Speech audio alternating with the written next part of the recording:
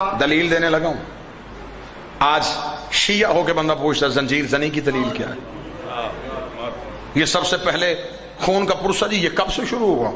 یہ تو جہلانہ سا طریقہ ہے. یہ طریقہ یہ روش زمانے میں رائج نہیں ہو رہی تھی جی. کس نے لکھا تھا؟ یہ کس نے پڑھا؟ آؤ میں تمہیں بتاؤں.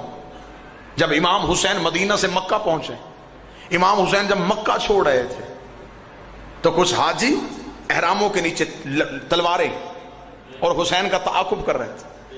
انوار المعارف کا حوالہ دے رہا ہوں، عرب زبان کی کتاب ہے، عربی کی. امام حسین نے گھوڑے کی زین میں بیٹھ کے انہیں کہا بدبختو، مجھے ان لوہے کی تلواروں سے ڈراتے ہو؟ میں ایک وقت دیکھ رہا ہوں میرا محب لوہا اپنی کمر پہ پھیرے گا.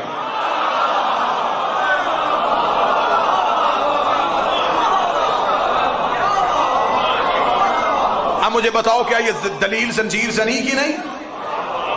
حسین کہ تم ان لوہے کی تلواروں سے حسین کو روکنے آئے ہو. میں دیکھ رہا ہوں کہ ایک وقت آئے گا میرا محب یہی لوہا اپنی کمر پہ پھیرے گا، شفا میں دوں گا.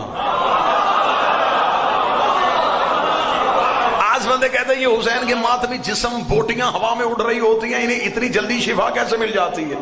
مجھے کتاب کا حوالہ میرے ذہن میں آ گیا کہ امام حسین کا بچپن تھا. بابا جی فرحان بھائی، امام حسین کا بچپن، امام حسین گھر سے نکل کے امام حسین جا رہے تھے. یہ ایک شخص جانور کو ذبح کر رہا، اس نے آتا ہوا حسین دیکھا. کتابیں کہتے ہیں حسین کے چہرے پہ اتنا محب ہوا، اس نے بجائے اس بکرے کے گلا کاٹنے کے اس نے اپنا ہاتھ کاٹ لیا. جب حسین قریب سے گزر گئے اسے پھر پتا چلا میں اپنا ہاتھ کاٹ چکا ہوں. یوسف تو نہیں تھا کہ صرف انگلیاں کٹتی، حسین تھا، اس نے اپنا پورا ہاتھ کاٹ لیا. کٹا ہوا ہاتھ چند قدموں پہ حسین گئے تھے. حسین کا ایک نوکر بھاگتا حسین کے پیچھے آیا، اس نے کہا رک جا بطول کا بیٹا، رک جا، رسول کا پیچھا، وہ تیرا چہرہ دیکھ رہا. اس نے اپنا ہاتھ کاٹ لیا. حسین واپس آئے، حسین نے اس کا گرا ہوا ہاتھ، ٹوٹا ہوا ہاتھ اٹھا کے اس کے ساتھ بازو پہ لگا کے حسین نے اپنا ہاتھ پھیرا، اس کا ہاتھ اس کے بازو سے مل گیا.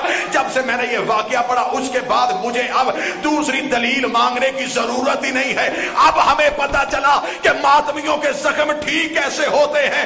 یہ تیرے زخم اس لیے ٹھیک ہوتے ہیں تو زنجیر چلا کے گھر آتا ہے، حسین تیری کمر پہ ہاتھ پھیر